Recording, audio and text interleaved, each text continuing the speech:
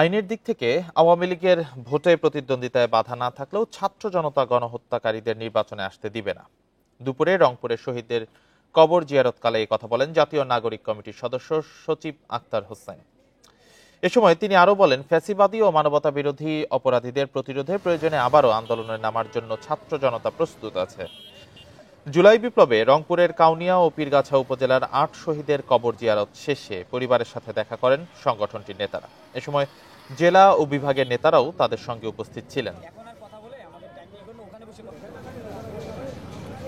মানুষের উপরে গণহত্যা চালিয়ে মানবতা বিরোধী অপরাধ করে যে ভয়ঙ্করতম পাপ আওয়ামী লীগ দল হিসেবে করেছে, সেই পাপ থেকে মুক্তির এখন পর্যন্ত কোনো উপায় তারা অবলম্বন করে নাই। এখনো পর্যন্ত আমাদের সহযোদ্ধাদেরকে খুনের হুমকি দিয়ে বেরোচ্ছে।